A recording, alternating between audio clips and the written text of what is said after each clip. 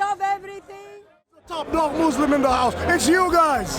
And so what they did is they encouraged the Saudi into a fear of the Iranians. They encouraged that, and a race began. An Islamic race began with the Saudis flooding the West with their literature. First called Wahhabist, later called Salafist literature. An important cornerstone to this literature is, as long as your leaders are allowing you to pray 5 daily prayers, leave him be. Do not attempt to unseat or depose him. Of course, the Saudis would say that. The Saudi family doesn't want to be deposed. But they don't mind if that disrupts the rest of the world, as long as it doesn't disrupt Saudi Arabia. You want to know what all of this has to do with Speaker's Corner, don't you? I told you I'll meet you at a point. What you have here now is a lot of young people misunderstanding the concept of Jahiliyyah. I'll explain that concept, because that's how our discussion started. What does it mean? Jahiliyyah means you have not finally fine-tuned your understanding of Tawheed, of the one God. That's what it means. And certain customs need to be tweaked. The Prophet Muhammad sallallahu alaihi wasallam said, I come to perfect good manners, akhlaq. So if you're burying your daughters because of shame, or what gonna happen? Well, you can't do that anymore. But the main thing about Jahiliyyah is the concept of one God. It doesn't mean because you're wearing African clothes and you now become a Muslim, you're gonna stop wearing African clothes and wear a thobe, an Arabian thobe, and stop being an Arab. You can't be an Arab, so now you're a B-Rab. That's what happens. So you find that during the period, well, some of us are sea crabs, some of us are crabs, we're C-Rabs, we're not even B-Rabs, right?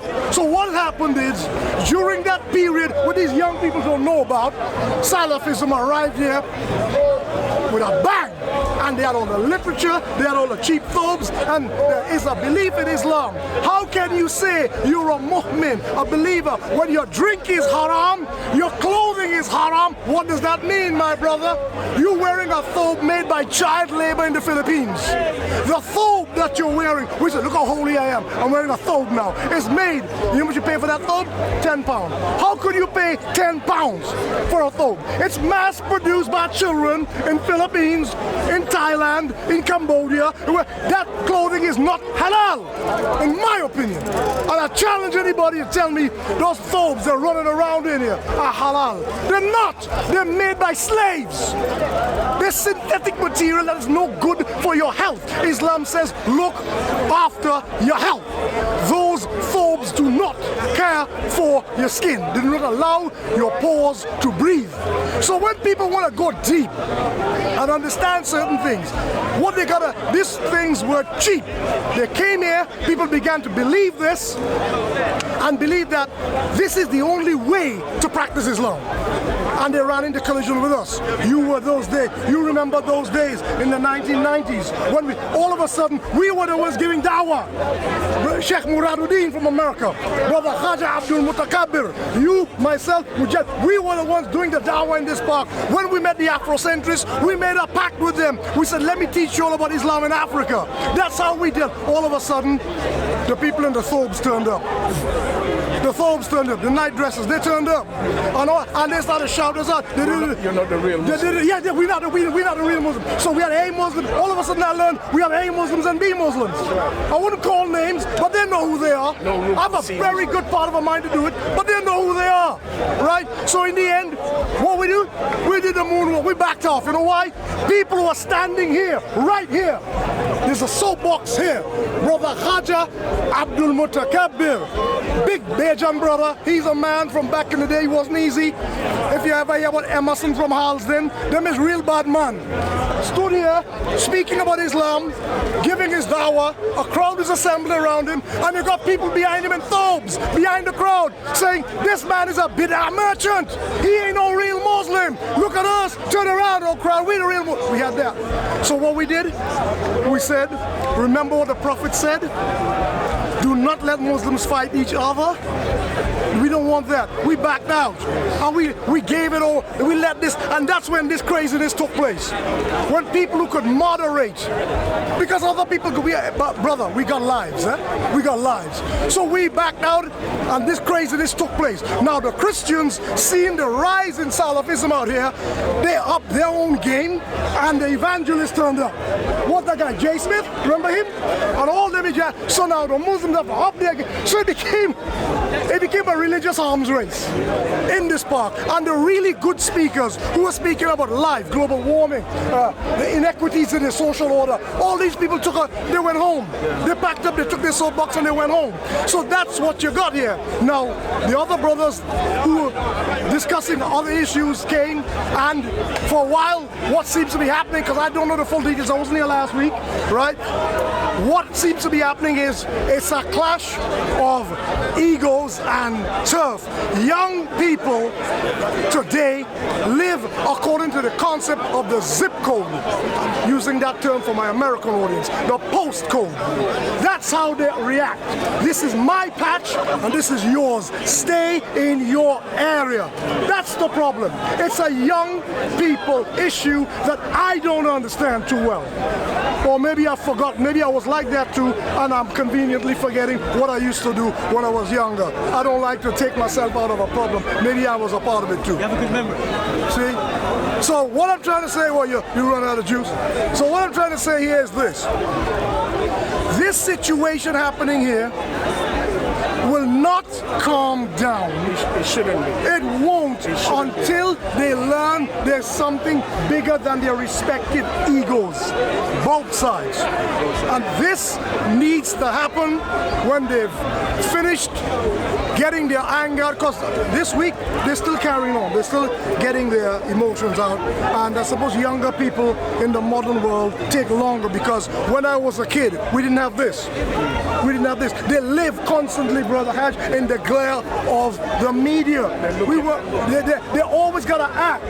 They're always seeming to feel the need to act. They're looking for the number of views. Right. Yes, and that's the problem. The number of views these days pays. It seems and that's wrong. Right. That's wrong. That's so wrong. And I seen a brother earlier trying to stop you talking, and I'm wondering where's gone all the respect for the elders? No. Where's gone all the respect for the women? No. You know what I'm saying? No. What is going on? No. See, the youngsters today, there's something not right. But you know, we always need to keep teaching them, because it's like a broken record. Yeah. You have to keep playing it until it gets into their head. It gets disturbing. Otherwise, you have to keep singing the same song. I was saying something earlier before you switched your camera on, which was about the Janissaries of the Ottoman Empire. I was saying that when you, as a people, don't have your own culture as a default setting, then you have no backdrop. You have no backdrop. You have nothing to retreat into. What we have is a people today who could teach them, because of slavery, what happened to us. We could teach them what it is to not have. Oh, you're right. Sorry, I thought you were saying something. To not have. Try to take your phone. Yeah. To not have a default setting. But what's happening with the young Muslim community, the heritage Muslims, and the converts too, what's happening with them is... Say some, Uncle. Because we don't want it, we got to get, some. Okay. What's happening with, at least with some of the group that are here today, what's happening is because they lack a default setting, because they believe, they were taught that everything before they were Muslim is bad. Everything they used to do was haram. They come into Islam with this blank slate. But what in fact they have is they have all this suppressed anger from a previous life. They brought all that. But because they don't have their culture to even it out, they just have all this anger right under the surface. It's like a volcano. Yeah, it's like magma bubbling under what is called a dormant volcano. It's right there. Now, when a lot of the other people also come to this country and they adopt the Wahhabi or the Salafi tendency towards Islam, they do the same thing. They drop every piece of culture they had before, thinking that that was the problem. No, what was the problem was the bad aspects of your culture, or the aspects of your culture that you have trouble negotiating in the West. It doesn't mean you have to throw the baby out with the bathwater. And this is in fact what happened. So when people have no default setting, and I come back to the Ottoman Empire, and I'll finish on that point, the Ottoman Empire used to capture young Christians from Russia and the Balkans and the Caucasus, convert them to Islam at a very young age, and train them up as military shock troops called Janissaries. Janissaries.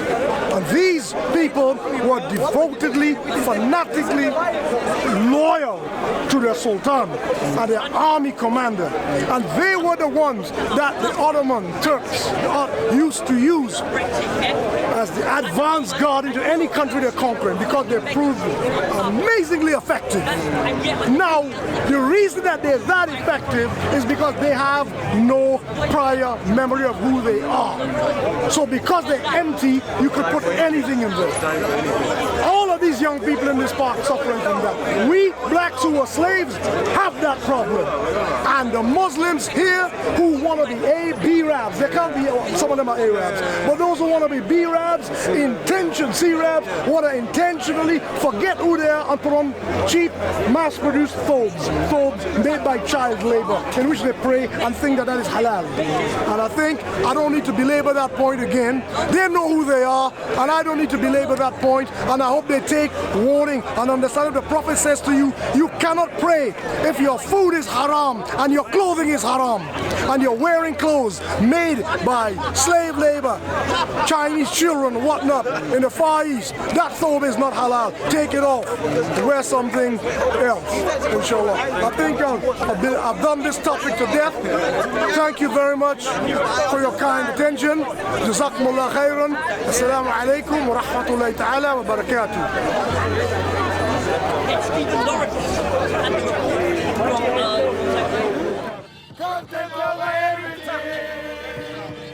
From your